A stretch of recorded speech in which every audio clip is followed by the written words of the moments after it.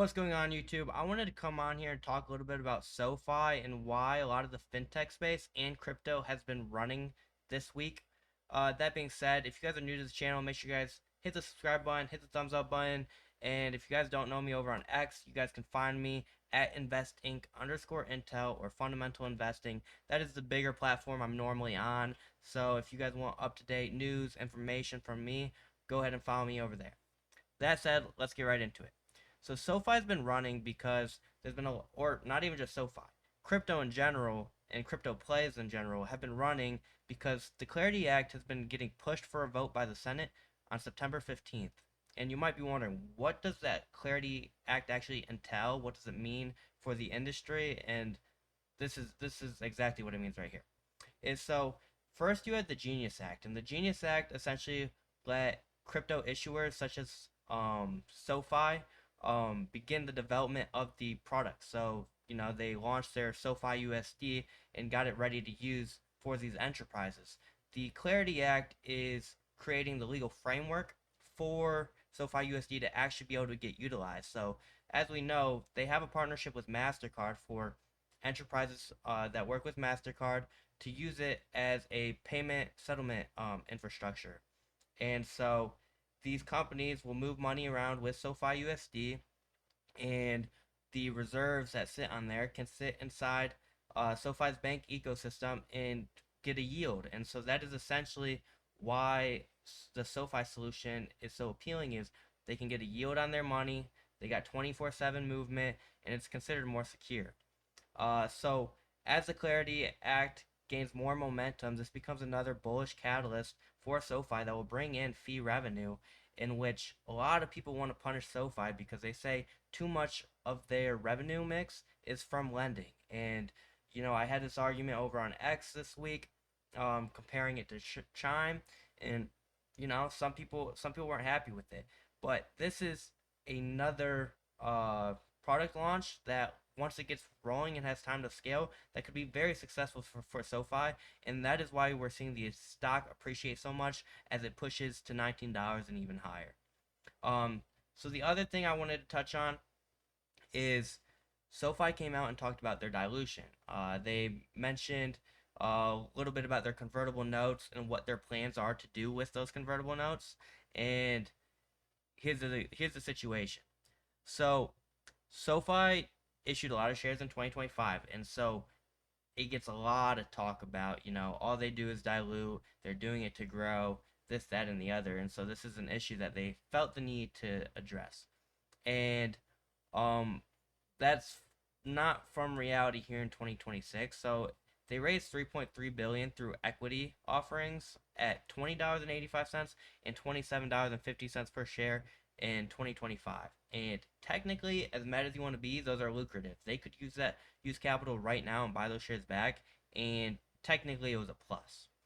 And so like I said, that dilution already happened, and importantly, SoFi raised that capital at prices significantly above where the stock is trading today, like I said. Since then, the actual ongoing share count growth has been much smaller, roughly 1.5% through the first half of 2026, and about 0.7% coming in Q2.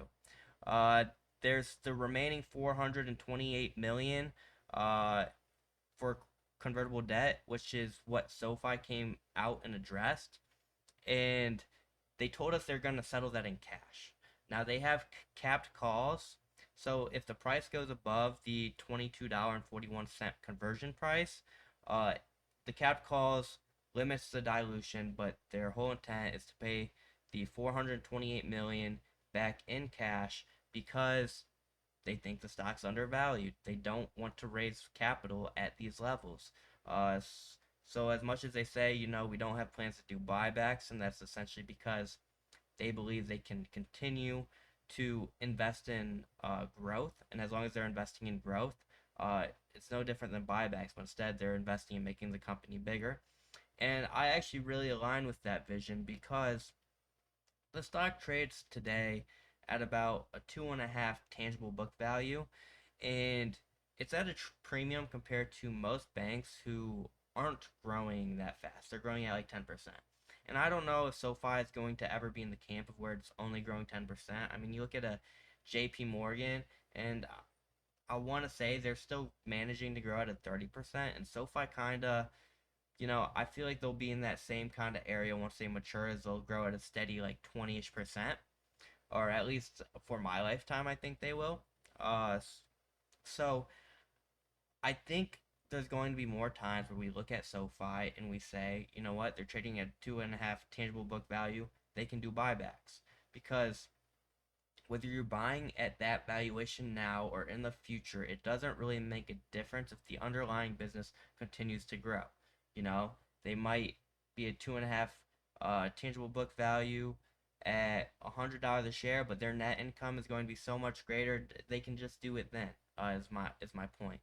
Uh, Valuation wise, and when you spend that money doesn't make a difference to me, because that capital, the small amount of capital that would go into buybacks now, would be just as valuable as that large capital that they do it with at $100 a share. If that makes sense, I hope it does. I know I'm rambling and I'm doing my common sense thing, but I hope you guys get what I'm portraying out.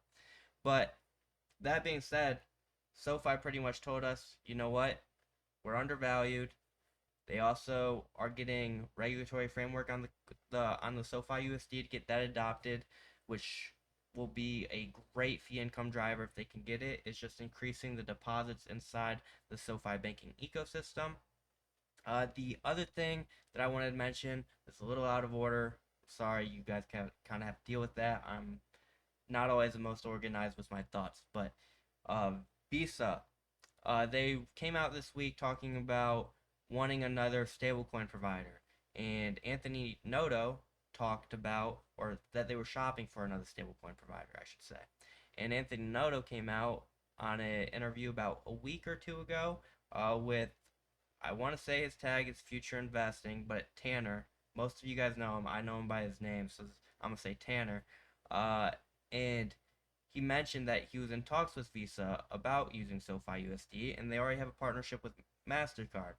So that could also be adding to this Clarity Act hype, is that, okay, SoFi very well could potentially be having a partnership with MasterCard and the enterprises they work with, and Visa.